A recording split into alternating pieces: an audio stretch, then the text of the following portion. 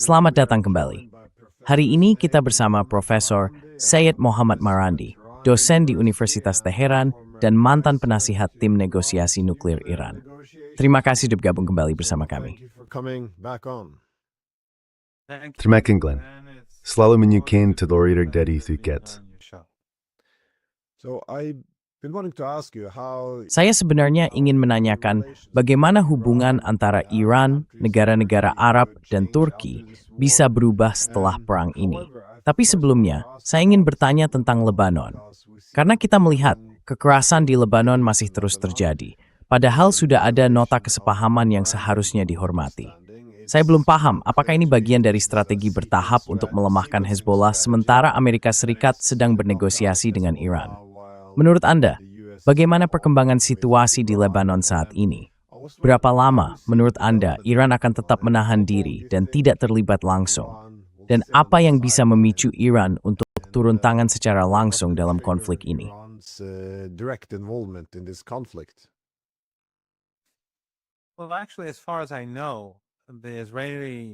Sebenarnya, sejauh yang saya tahu, rezim Israel belum berhasil membunuh satu pun anggota Hezbollah.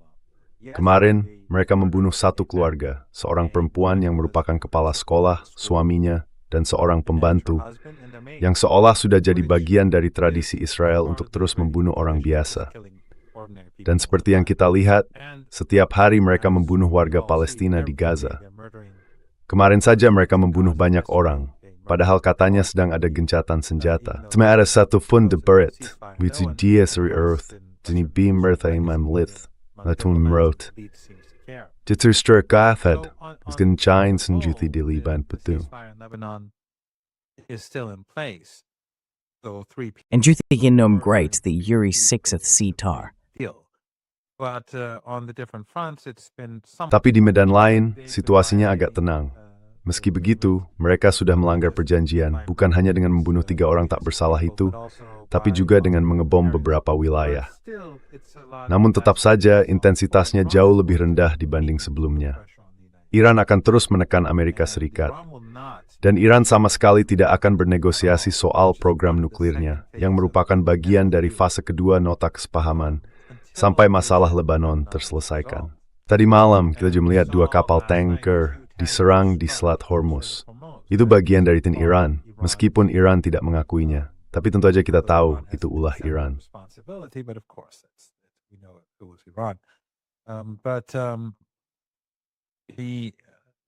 Tapi Iran akan terus menekan Amerika Serikat, terus menekan Trump sampai masalah di Lebanon terselesaikan. Jadi Iran punya 3 alat tekanan yang sangat besar. Yang pertama, program nuklir. Trump ingin ada kesepakatan, tapi kesepakatan itu tidak akan terjadi kalau masalah Lebanon belum selesai. Tentu saja ada isu lain juga, tapi Lebanon tetap yang utama, seperti aset-aset Iran yang dicuri dan seharusnya dikembalikan. Yang kedua, Selat Hormuz. Jumlah PAL yang lewat sekarang jauh lebih sedikit dibanding 4 atau 5 bulan yang lalu.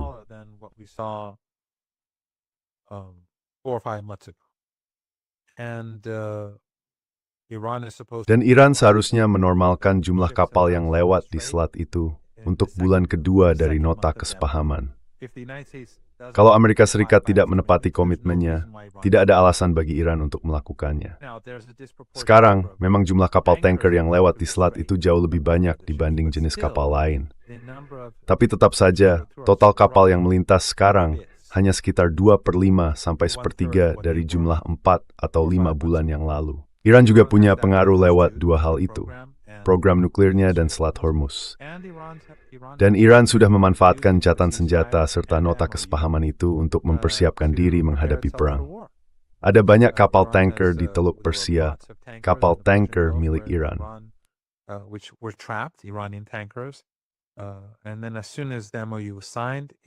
Dan begitu nota kesepahaman itu ditandatangani, semua kapal tanker itu langsung berangkat ke pasar mereka di Asia.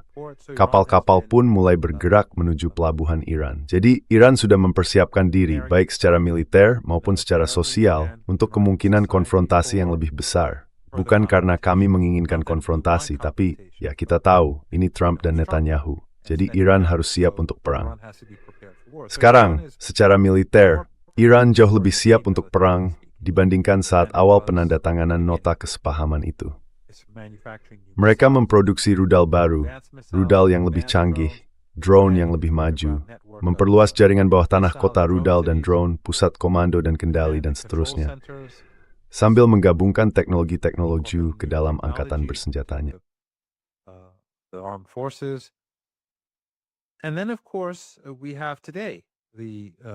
Dan tentu saja, hari ini kita masih melihat prosesi pemakaman yang terus berlangsung, yang kemarin juga kita saksikan, dihadiri oleh lebih dari 10 juta orang, pemakaman terbesar dalam sejarah manusia, yang sekarang masih berlangsung di kota Qom. Di sana ada jutaan orang. Ini menunjukkan tingkat legitimasi rakyat yang sangat tinggi terhadap Republik Islam. Tidak ada yang bisa menyangkalnya lagi. Untuk pertama kalinya, kerumunan sebesar ini mulai diakui di Barat apa adanya dan apa maknanya. Saya berpendapat bahwa Iran memiliki legitimasi rakyat yang jauh lebih besar dibandingkan rezim-rezim di Barat. Dan buktinya ada di depan mata kita. Di tengah musim panas, ketika negara ini sudah puluhan tahun berada di bawah tekanan ekonomi, baru saja melewati 2 perang agresi, kerusakan infrastruktur, dan blokade terhadap pelabuhan-pelabuhan Iran. Semua itu telah sangat memukul perekonomian.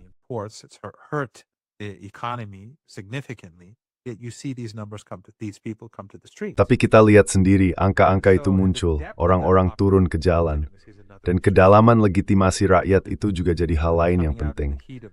Waktu itu musim panas, panas sekali. Saya butuh hampir 3 jam untuk sampai ke sana. Dan kami harus berjalan berjam-jam di bawah terik matahari. Lalu butuh beberapa jam lagi untuk pulang. Saya benar-benar kelelahan, akhirnya saya harus tidur. Itu menunjukkan betapa kuatnya Iran. Negara ini punya dukungan rakyat, dan angkatan bersenjatanya juga tangguh. Semua itu adalah kekuatan tawar. Jadi pada akhirnya, kalau Amerika Serikat tidak menekan rezim Israel untuk keluar dari Lebanon, situasinya tidak akan membaik bagi Trump. Masalah ekonomi akan terus berlanjut, sementara ekonomi Amerika sendiri sedang dalam kesulitan besar, dan dia tidak akan mendapatkan kesepakatan nuklir sama sekali. Meskipun deturman berjanji tetap digerai di kesepakatan pre Housebury Brang, Ward Suprai, Bama.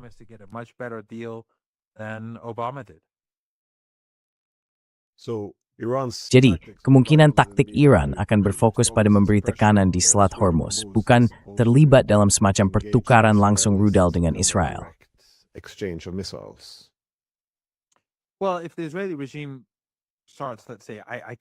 Kalau rezim Israel mulai bergerak, katakanlah, saya nggak bisa bilang apa strategi militer Iran. Tapi yang jelas, kalau rezim Israel misalnya memperparah pembantaian di Lebanon, menyerang Beirut, atau melakukan kekejaman lain, maka pada akhirnya Iran akan menyerang rezim Israel. Maksud saya, waktu itu Iran hampir meluncurkan rudal ke arah rezim tersebut setelah Netanyahu mengebom Beirut. Lalu Trump langsung memberikan konsesi yang diminta Iran untuk mendapatkan nota kesepahaman itu. Dan salah satu konsesi itu berkaitan dengan Lebanon.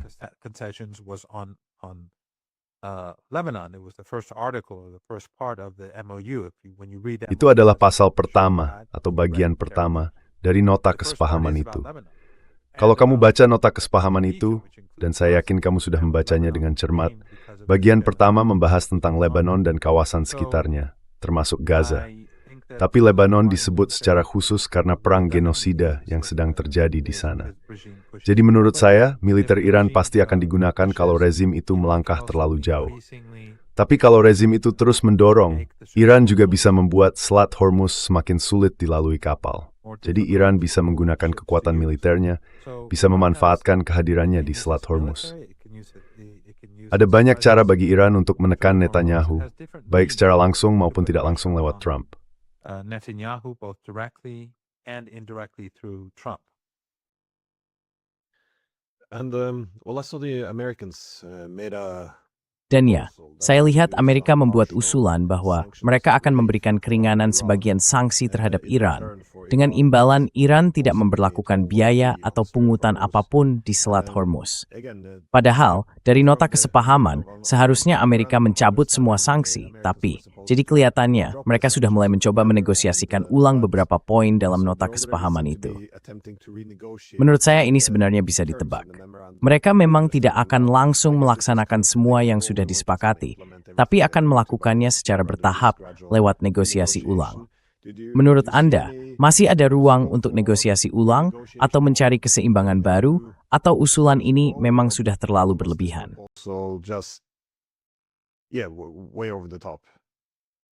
Iranians will not accept any renegotiation. Orang Iran sama sekali tidak akan menerima negosiasi ulang. Mereka tidak akan bersikap fleksibel. Saya pikir Ayatollah Khamenei, Ayatollah Said Mojtaba Khamenei, dalam pernyataannya tentang perjanjian itu sudah menjelaskan bahwa sejauh yang saya pahami, beliau ingin perjanjian itu diselesaikan dengan posisi yang lebih kuat untuk Iran. Dan itu mengirim pesan yang sangat jelas kepada Amerika Serikat, bahwa apapun yang kita miliki sekarang, nota kesepahaman itu tidak akan kita ubah. Kita sudah cukup fleksibel, bahkan lebih dari cukup. Itu interpretasi saya terhadap maksud beliau dalam suratnya. Dan yang kedua, menurut saya, upacara pemakaman itu memberi para negosiator Iran, juga negara dan angkatan bersenjata, mandat yang jelas bahwa rakyat ada di belakang mereka, rakyat mendukung mereka.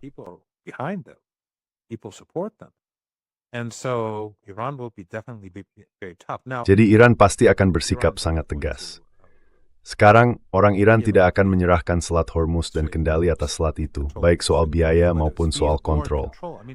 Maksud saya ini bukan cuma soal biaya, meskipun itu penting, tapi juga soal keamanan. Iran tidak akan lagi mentolerir rezim Israel menggunakan selat itu, atau kapal militer Amerika lewat di sana.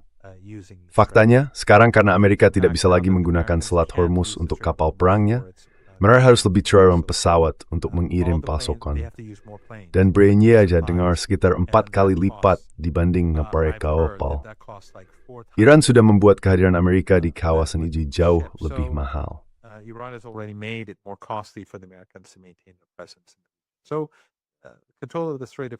Jadi pengendalian Selat Hormuz itu bukan cuma soal keuangan. Ini soal keamanan. Kita pernah menderita akibat perang yang dilancarkan terhadap Iran, yang sebagian besar berasal dari kawasan Teluk Persia. Maksud saya, kemampuan rezim Israel itu jauh di bawah kemampuan Amerika Serikat. Bahkan kemampuan militer Israel pun bergantung pada Amerika. Pesawat tempur Israel yang menyerang Iran menggunakan bahan bakar dari Amerika. Dan ikadesi urif tuwes arusturili. Teluk Persia befright new the ramaridat agresi terhadap Iran. Itu dikira nemail dagsing.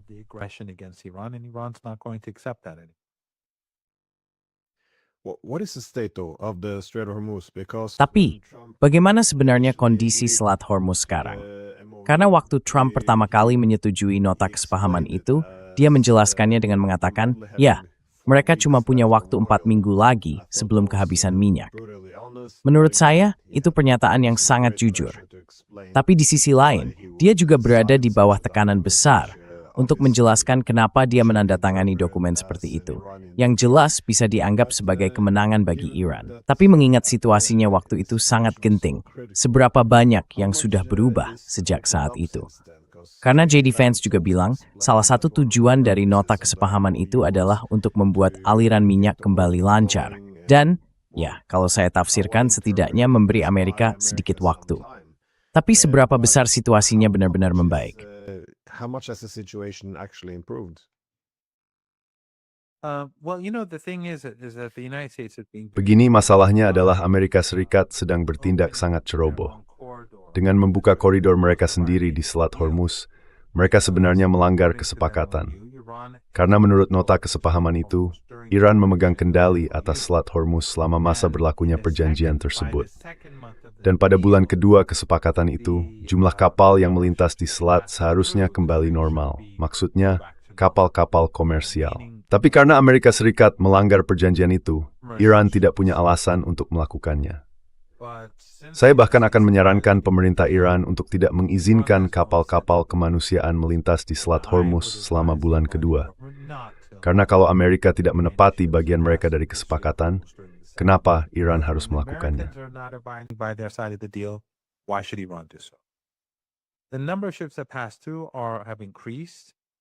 Jumlah kapal yang lewat memang meningkat, dan sebagian besar di antaranya adalah kapal tanker minyak.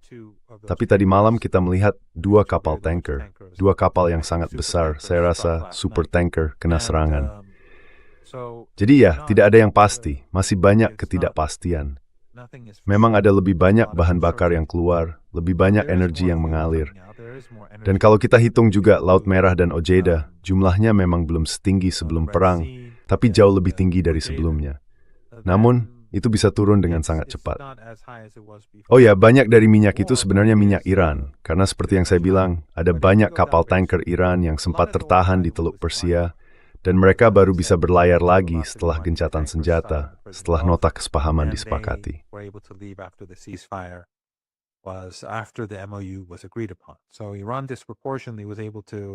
Jadi, Iran secara tidak seimbang bisa memanfaatkan situasi ini, kesempatan ini. Tapi sekali lagi, saya nggak tahu apa yang terjadi sekarang setelah 2 kapal tanker itu diserang. Iran bisa dengan mudah mengurangi jumlah bahan bakar yang lewat, dan jumlah kapal juga masih turun.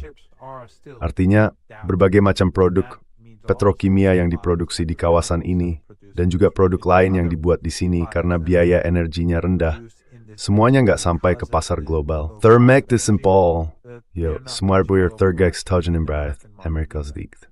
So, this is all up to the United States. If they had carried out their obligations in Lebanon, Kalau mereka sudah menjalankan kewajiban mereka di Lebanon dan di Selat Hormuz, tapi dengan terus menyerang dan mengancam para pemimpin Iran, Trump dan Amerika Serikat justru melanggar kesepakatan itu.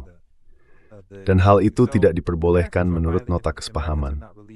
Jadi Amerika belum melepaskan aset-aset Iran yang mereka ambil, padahal mereka wajib melakukannya sesuai dengan perjanjian. Karena itu, Amerika mendorong Iran untuk bisa dibilang membatasi tingkat kerjasama atau sejauh mana Iran menjalankan bagiannya dalam kesepakatan itu. Kalau saja Amerika benar-benar berkomitmen penuh pada perjanjian itu, Selat Hormuz sekarang mungkin sudah dilalui lebih dari 100 kapal setiap hari.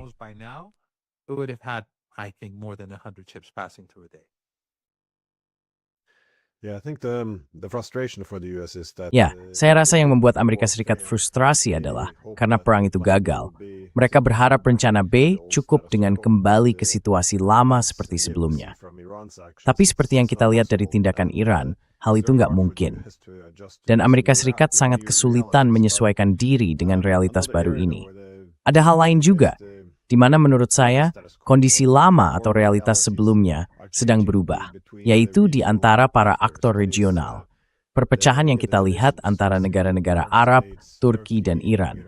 Sebagian jelas disebabkan oleh sistem aliansi yang dipimpin Amerika Serikat, sebagian lagi karena konflik yang nggak ada hubungannya dengan Amerika. Tapi bagaimana? Dan saya tekankan mungkin, hubungan mereka akan berubah setelah perang ini. Kita nggak punya bola kristal, ada banyak sekali faktor yang berpengaruh. Tapi menurut Anda, apakah hubungan antara Iran, Turki, dan negara-negara Arab bisa membaik? Atau Anda pikir semuanya akan tetap kurang lebih sama? Karena perang ini, seperti yang kita tahu, rasanya seperti gempa besar bagi seluruh San.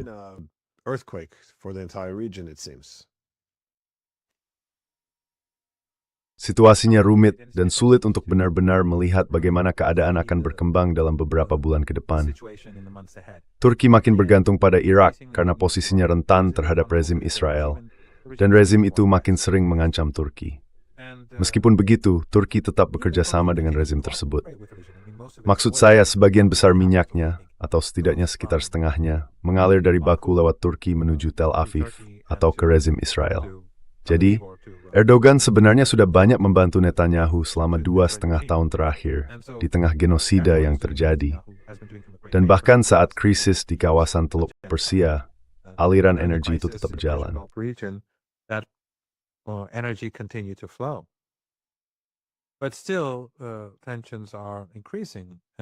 Tapi tetap saja, ketegangan makin meningkat dan dia butuh Iran. Jadi menurut saya itu jadi dorongan kuat agar hubungan antara Iran dan Turki bisa membaik. Di sisi lain, 5 negara di Teluk Persia yang membantu Amerika Serikat dalam perang, sepertinya sekarang menempuh jalur yang agak berbeda. Arab Saudi, Uni Emirat Arab, dan Qatar sudah memperbaiki hubungan mereka dengan Iran sampai batas tertentu. Itu sebabnya, dalam beberapa pelanggaran gencatan senjata terakhir oleh pihak Amerika, Ketika mereka menyerang posisi Iran dan Iran membalas dengan keras, serangan itu mengenai Kuwait serta aset-aset Amerika di Kuwait, Bahrain, dan Yordania, tapi tidak di tiga negara tadi. Saya rasa ada alasan di balik itu. And in Jordan, but not in these three countries. I think there's a reason for that. But at the same time, Iran is just recently broke the sea. Tapi di saat yang sama, Iran baru saja berhasil memecah blokade terhadap Yaman dan bandara internasional di Sana'a, ibu kota Yaman. Mereka mengirimkan pesawat komersial ke sana. Tapi dari yang saya baca, pihak Saudi mengganggu penerbangan itu dan berusaha mencegah pesawatnya mendarat. Pertahanan udara Yaman kabarnya memaksa mereka mundur. Fakta bahwa mereka sampai mengganggu pesawat sipil Iran jelas bukan pertanda baik. Ketegangan antara Yaman dan Arab Saudi juga makin meningkat. Jadi apa artinya ini untuk masa depan? Belum jelas. Yang jelas, negara-negara di Teluk Persia ini, rezim-rezim keluarga itu sudah sadar bahwa Amerika Serikat tidak akan dan memang tidak bebas sedetilnya.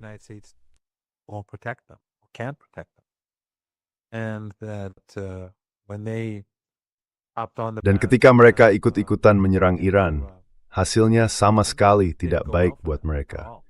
Keadaannya benar-benar buruk. Dan sampai sekarang pun masih buruk karena situasi di Selat Hormuz belum kembali normal. Kemungkinan besar kita akan melihat konflik militer antara Iran dan Amerika Serikat dalam waktu dekat terkait Selat Hormuz. Mungkin tidak besar, tapi kemungkinan akan ada serangan dan serangan balasan. Amerika mungkin akan menyerang Iran dan Iran akan membalas. Dan kalau kapal-kapal kembali melanggar aturan Iran sesuai nota kesepahaman, mereka akan diserang. Jadi ini bukan kabar baik bagi negara-negara di Teluk Persia. Karena itu, mereka punya alasan untuk mengubah hubungan mereka dengan Iran, memperbaiki hubungan, dan sedikit menjauh dari Amerika Serikat. Tapi semua negara itu masih terikat sangat erat dengan Amerika Serikat.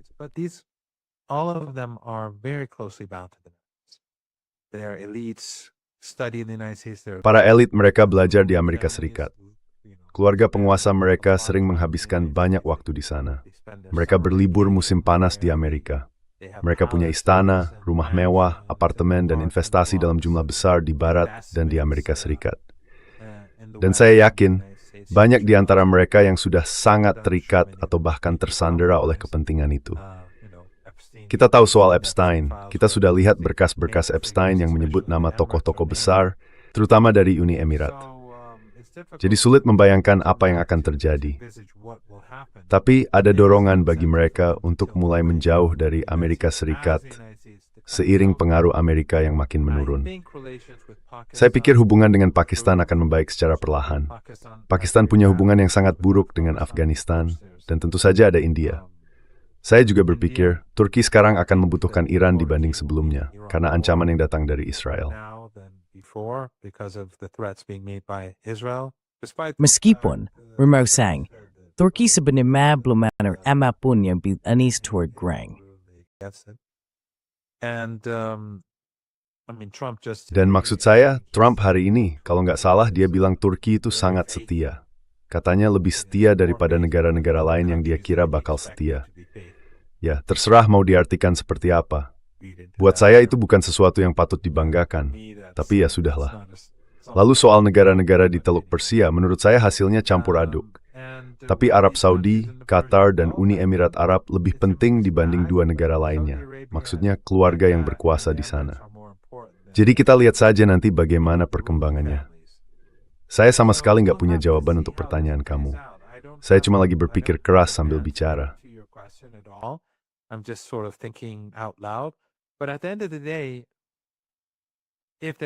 Tapi pada akhirnya, kalau terjadi lagi konflik antara Iran dan Amerika Serikat, negara-negara ini nggak bisa pura-pura seolah mereka nggak terlibat atau bersikap netral. Karena kalau Israel menyerang Iran, pesawat tempur mereka harus diisi bahan bakar oleh Amerika. Dan pesawat-pesawat Amerika itu akan terbang melintasi wilayah negara-negara ini. Kalau Amerika Serikat menyerang lagi, mereka juga punya pangkalan militer di semua negara itu. Jika mereka mau memperbaiki hubungan dengan Iran, masuk tanah yang dirsi. If they really want to improve relations with Iran, there's a lot that they have to do. How about Israel, though? How do you see their... Bagaimana dengan Israel? Menurut Anda, Bagaimana peran mereka sekarang dan mungkin juga pilihan-pilihan yang mereka miliki di kawasan ini setelah semua yang terjadi. Maksud saya paham bahwa konflik ini belum berakhir. Kita belum tahu pasti bagaimana situasinya akan berakhir. Tapi kalau melihat bahwa tujuannya adalah untuk melemahkan Iran sebagai lawan utama Israel, dan pada dasarnya membentuk ulang kawasan di sekitar Israel dengan dukungan Amerika Serikat, banyak hal yang justru mengalami kemunduran besar, dan di sisi lain juga meningkat, seperti yang Anda bilang tadi. Meskipun banyak negara Teluk mungkin tidak terlalu tertarik untuk memperbaiki hubungan dengan Iran, pada tingkat tertentu, mereka tetap harus menyesuaikan diri dengan realitas baru. Menurut Anda, bagaimana hal ini memengaruhi cara berpikir strategis di Tel Aviv?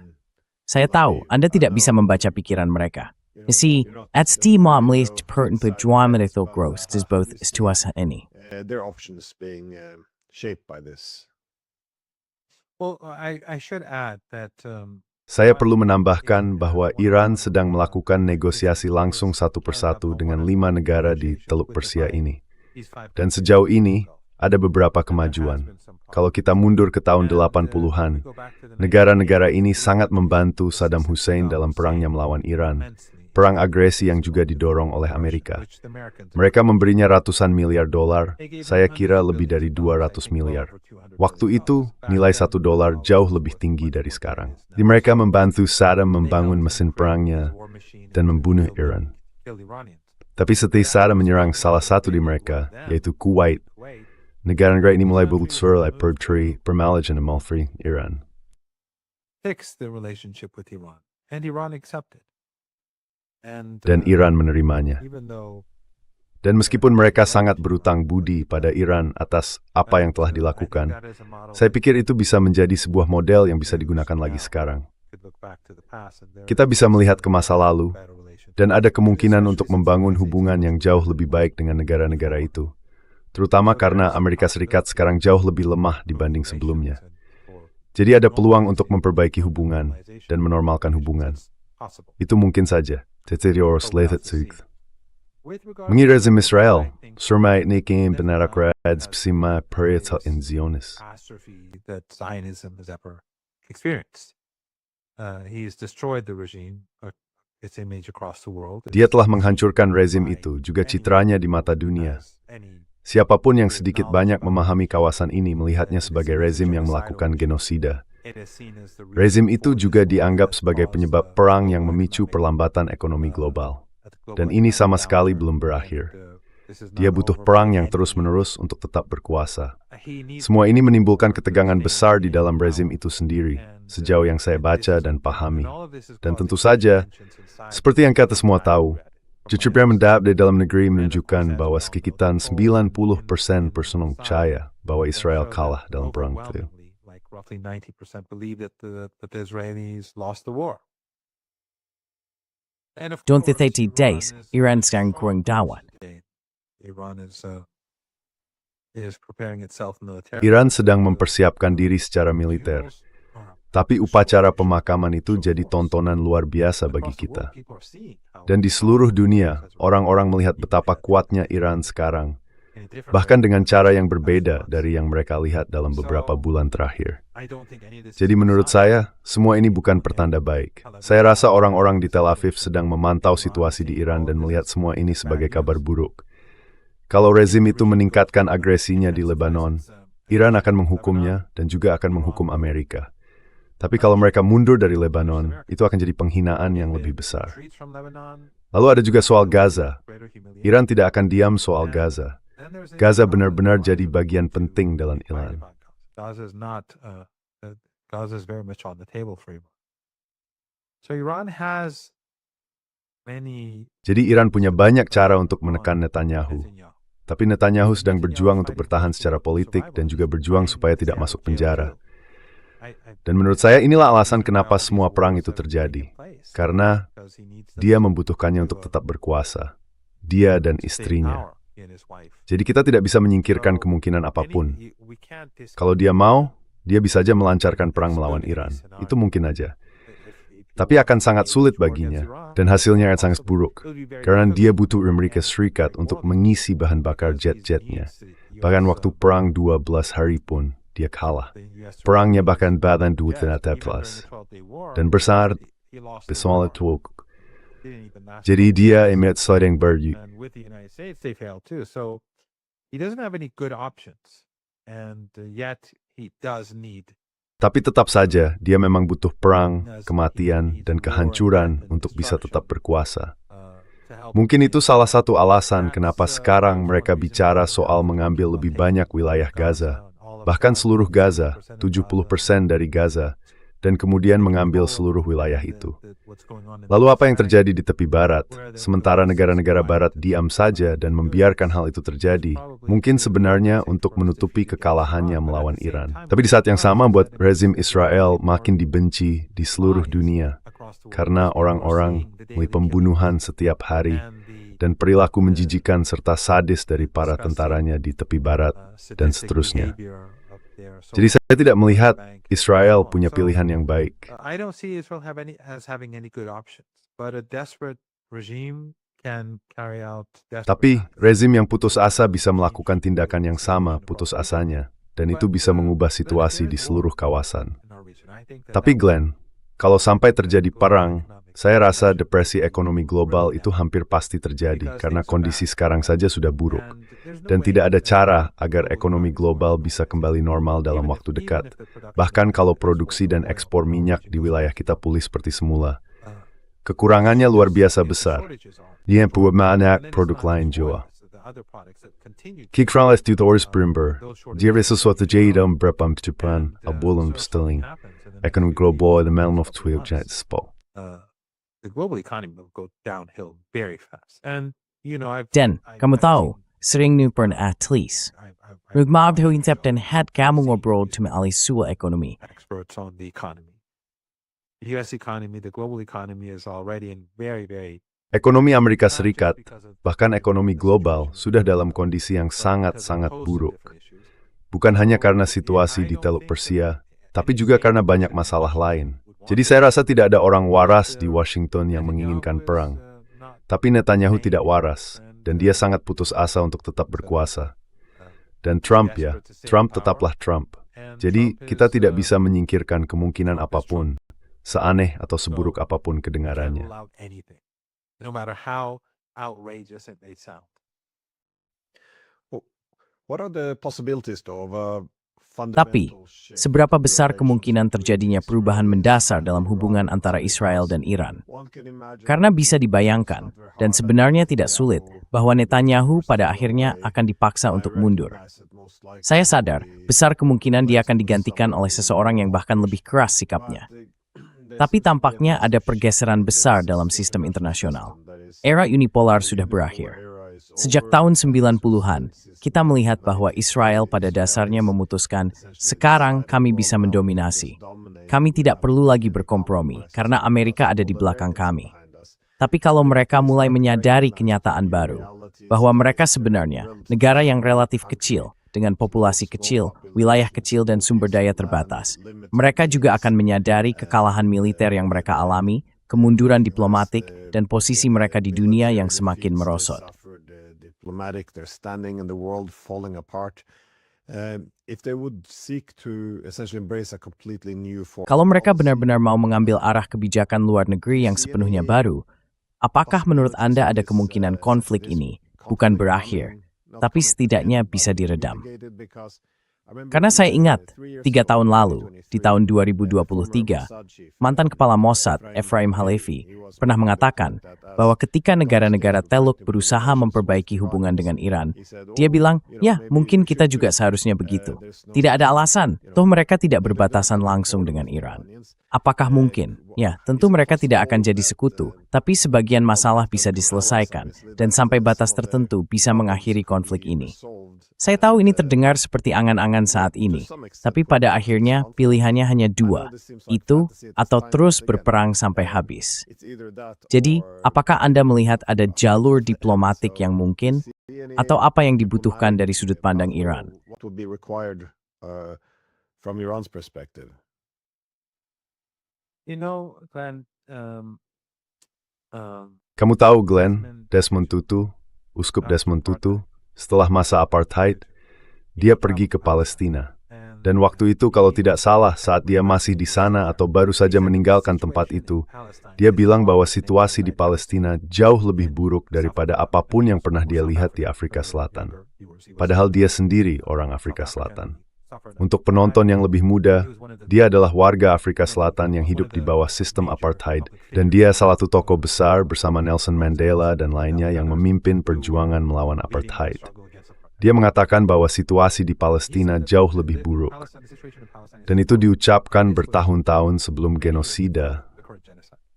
Jadi rezim ini benar-benar tidak bisa ditoleransi. This regime is really intolerable. And it is ethno-supremacist.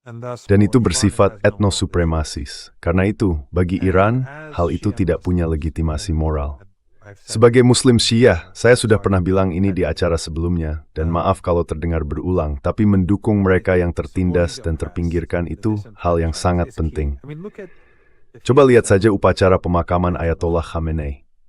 Siapa jutaan orang yang hadir di sana? Banyak di antara mereka hidup susah karena perang dan sanksi. Tapi Ayatollah Khamenei, sebagai tokoh agama dengan kedudukan yang sangat tinggi, selalu menganggap tugas dan tanggung jawabnya adalah mendukung mereka yang tertindas, baik di dalam negeri maupun di luar negeri. Berbagai pemerintahan datang silih berganti di Iran, dengan pandangan yang sangat berbeda-beda.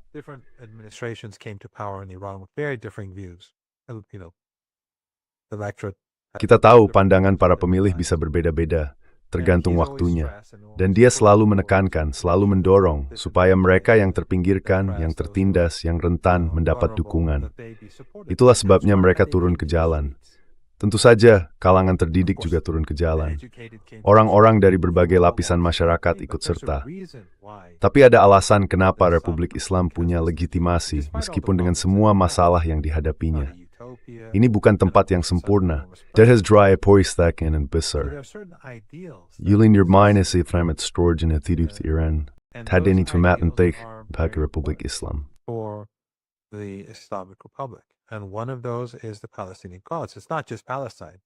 Salah satunya adalah perjuangan Palestina. Tapi ini bukan cuma soal Palestina.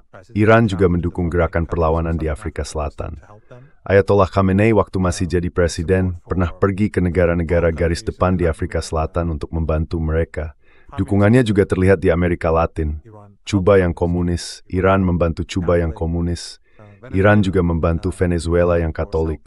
Dan tentu saja Iran membantu Bosnia. Bahkan bisa dibilang iriskan Bosnia. Di Afghanistan, Iran membantu Taliban Amerika Serikat.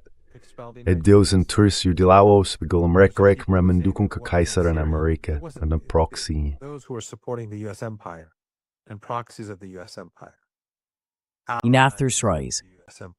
We're saying that Iran is supporting the Syrian government. Kekaisaran mengatakan bahwa Iran mendukung pemerintah Suriah karena alasan sektarian.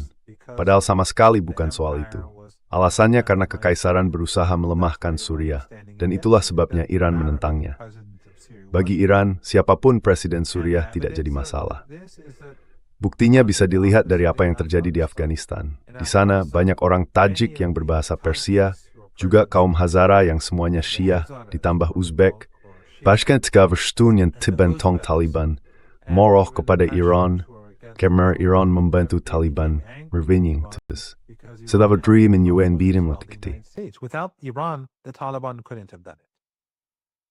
Of course, the Taliban now is different from the Taliban that first. Tentu saja, Taliban yang sekarang berbeda dengan Taliban yang pertama kali mengambil alih Afghanistan. Dulu mereka benar-benar bersifat genosidal. Tapi setelah pemerintahan mereka runtuh, setelah pendudukan Amerika Serikat dan munculnya para pemimpin baru, Iran mulai berinteraksi dengan mereka. Mereka mulai berubah, meskipun dalam batas tertentu. Maksud saya, kita masih punya perbedaan besar soal pendidikan perempuan dan hal-hal lain, tapi tetap saja mereka sudah berbeda. Jadi Iran membreak everything itu, sebagian Syiah Afghanistan, juga para penutur bahasa Persia dan orang Uzbek marah kepada Iran. Mereka bilang Iran mendukung Taliban. Tapi Iran tetap konsisten kebijakannya, anti-imperialisme dan anti-Zionisme. It's anti-empire and anti-Zionist. And so Iran can never normalize with the Israeli regime. Jadi Iran tidak akan pernah bisa menormalisasi hubungan dengan rezim Israel. Itu memang tidak mungkin. Dan Iran bukan negara yang anti-Yahudi. Saya rasa semua orang sudah tahu itu sekarang. Faktanya Israel mengebom sebuah sinagoga di Teheran selama perang ini dan menghancurkannya. Lalu ketika kepala sinagoga itu meminta pemerintah Iran untuk tidak menggunakan derek dalam proses pembersihan dan pembangunan kembali, karena mereka menemukan teks-teks Yahudi kuno yang berusia ratusan tahun, pemerintah Iran justru setuju berlawanan dengan perkiraannya. Mereka membersihkan puing-puingnya dengan tangan. Jadi, sampai sejauh itulah Iran menghormati komunitas Yahudinya. So that's the degree to which Iran respects its Jewish community. Would they have a Jewish MP? Mereka punya anggota parlemen yang beragama Yahudi. Kalau kamu pergi ke sebuah sinagoga di Teheran, atau bahkan cuma lewat di depannya, teman-teman kita seperti Max Blumenthal dan George Galloway pernah berkunjung ke sana. Kalau kamu berjalan melewati sinagoga di Teheran, kamu mungkin tidak akan tahu kalau itu sinagoga, karena tidak ada penjaga yang berdiri di depannya. Tidak ada penjaga karena memang tidak dibutuhkan. Mereka aman dan terlindungi. Ya, selain si masjid atau gereja pun di Teheran. Jadi, bagi Iran, Yudaisme sama sekali bukan mezilith. Zionisme punya legitimasi moral. Dan sekarang dunia mulai beroperasi mau selama ini dikaret Ismon. Is understanding what Iran was saying all along. And to the massive credit of Dan patut diapresiasi, baik untuk anak muda Yahudi di Amerika Serikat maupun yang lebih tua. Seperti yang kita lihat di pemilihan pendahuluan Partai Demokrat di New York, di mana ada populasi Yahudi terbesar di luar Palestina, dan sebagian besar dari mereka adalah pendukung Demokrat. Secara tradisional mereka selalu mendukung Partai Demokrat. Tapi kali ini mereka memilih menentang kaum Zionis. Dan itu sangat berarti, karena Amerika adalah negara dengan propaganda paling masif di dunia. Dan orang Yahudi di Amerika mendapat dua lapis propaganda. Dari komunitas Yahudi Zionis sendiri dan dari propaganda umum. Tapi mereka bisa melihat kebenarannya. Jadi saya pikir banyak orang di seluruh dunia mulai yakin bahwa apa yang dikatakan Iran yang sudah mereka sampaikan sejak lama memang benar.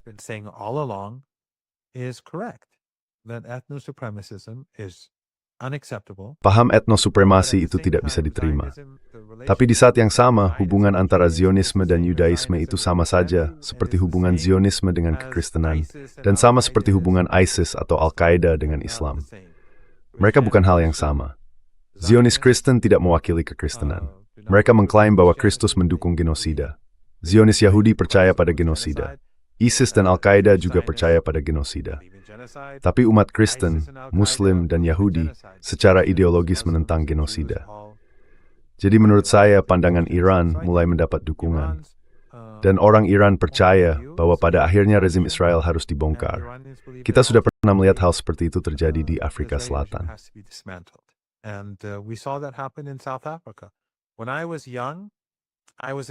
Waktu saya masih muda, saya adalah aktivis yang mendukung Palestina dan apartheid di Afrika Selatan. Walaupun saya bukan ahli, saya masih sekolah.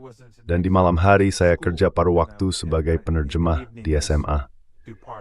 Tidak ada seorang pun yang saya kenal, ini sebelum zaman internet, yang percaya kalau apartheid di Afrika Selatan akan runtuh, seperti yang akhirnya terjadi. Semua orang waktu itu berpikir sistem itu akan bertahan bertahun-tahun lagi. Jadi saya cukup optimistis tentang masa depan. Saya pikir kita akan menghadapi hari-hari dan bulan-bulan yang sangat sulit, mungkin juga tahun-tahun yang berat di depan. Tapi saya percaya Iran akan tetap berpegang pada cita-citanya, bahwa orang Yahudi, Kristen, dan Muslim harus bisa hidup berdampingan secara setara di Palestina. Baiklah, satu pertanyaan terakhir. Well, let me just, one final question. After this war, though, how do you see the Setelah perang ini nanti, bagaimana Anda melihat dampaknya terhadap hubungan Iran dengan Tiongkok dan Rusia? Karena saya berasumsi, sanksi-sanksi itu tidak akan sepenuhnya dicabut, bahkan kalau Iran mendapat peran yang lebih besar di Timur Tengah. Baik Tiongkok maupun Rusia, sepertinya sedang membangun, bisa dibilang, arsitektur ekonomi internasional yang paralel. Mereka punya basis teknologi sendiri, basis industri sendiri, rantai pasokan sendiri, jalur transportasi fisik sendiri, bank pembangunan sendiri, menggunakan mata uang nasional mereka, sistem pembayaran sendiri, dan seterusnya, termasuk asuransi. Daftarnya bisa panjang sekali. Jadi bagaimana Anda melihat Iran menyesuaikan diri dengan kekuatan Eurasia ini? To this, I guess, Eurasian powers. But one reason actually why Iran will not give up the Salah satu alasan kenapa Iran tidak akan melepaskan Selat Hormuz adalah karena jalur itu membantu Iran menembus rezim sanksi. Bayangkan saja begitu banyak kapal yang lewat di sana. Sebagian dari mereka kapal Tiongkok yang berbisnis dengan Iran. Ada juga kapal Rusia, tapi banyak juga yang berasal dari negara-negara yang patuh pada sanksi Amerika Serikat. Nah, kalau mereka mau lewat Selat Hormuz, mereka harus membayar. Dan itu berarti melanggar rezim sanksi. Jadi menurut saya hal itu sangat penting, bahkan sangat signifikan. Tapi yang jelas, Iran akan terus mempererat hubungannya dengan Rusia, Tiongkok, dan negara-negara Asia pada umumnya. Tidak diragukan lagi. Hubungan dengan Rusia cukup baik, dengan Tiongkok juga cukup baik. The relationship with China is quite good as well. Probably with Russia in some ways it's more developed, and with the Chinese in Mungkin dengan Rusia, dalam beberapa hal kerjasamanya sudah lebih maju. Tapi dengan Tiongkok, perkembangannya juga lebih pesat di bidang lain. Nah, Ketua Parlemen Iran, Dr. Ghalibaf, yang juga menjadi kepala negosiator utama, berencana akan segera pergi ke Tiongkok. Ia mewakili negara atas nama pemimpin tertinggi dan Presiden Pezeshkian. Jadi atas nama Ayatollah Sayyid Mojtaba Khamenei dan Presiden Pezeshkian, dia yang bertanggung jawab atas hubungan Iran dan Tiongkok. Artinya, akan ada perseteruan khusus dan kedua negara ini karena nuklir ini yang memimpin pengembangannya. Dan menurut saya, itu adalah sinyal yang sangat kuat. And I think that sends a very powerful signal. And he's I don't know exactly when he's going to go, but I think he will. Saya nggak tahu persis kapan dia akan pergi, tapi saya pikir dia akan ke Tiongkok dalam waktu yang tidak terlalu lama lagi. Dan menurut saya itu sudah cukup menjelaskan semuanya. Iran akan terus mempererat hubungannya dengan Rusia. Rusia butuh Iran. Iran juga butuh Rusia. Dan Tiongkok butuh Rusia dan Iran. Sementara Iran dan Rusia juga butuh Tiongkok. Jadi Amerika Serikat justru ikut membantu memperkuat hubungan ini. Saya rasa dengan meningkatnya perang di Ukraina, yang sudah makin intens dan mungkin akan makin parah lagi, Rusia makin membutuhkan Iran. Dan seperti yang sebelumnya juga butuh Rusia. Kerjasama ini akan terus berkembang. Iran needs Russia. This cooperation will continue to grow. I think that in the Saya pikir dalam 4 atau 5 tahun ke depan, kalau semuanya berjalan sesuai rencana, hubungan ekonomi antara Iran dan Rusia akan jauh lebih besar dibanding sekarang. Koridor transportasi utara-selatan, seiring perkembangannya, akan mendorong pertumbuhan besar, perdagangan, dan berbagai bentuk pertukaran. Hubungan ekonomi dengan Tiongkok juga akan meningkat, termasuk investasi dari Tiongkok dan Iran di sektor minyak dan energi, serta dari Rusia di sektor energi. Karena Rusia sedang didorong keluar oleh Amerika dari wilayah lain, Iran akan menyambut mereka untuk berinvestasi di sektor energinya. Jadi saya rasa dalam 5 tahun ke depan, kalau semuanya berjalan sesuai rencana, kita akan melihat kehadiran perusahaan-perusahaan Tiongkok dan Rusia yang jauh lebih besar di Iran. of Chinese companies in Iran as well as Russian companies in Iran. Well, thank you for Terima kasih sudah meluangkan waktu. Saya berharap situasi di Iran bisa lebih damai. Dan ya, semoga kita bisa bertemu lagi di Teheran dalam waktu yang tidak terlalu lama. Terima kasih. Thank you. I very much Estais de Parapke is Glenn Deason. Sugesim Jigen is Black Sting Sour. thank you very much for having me.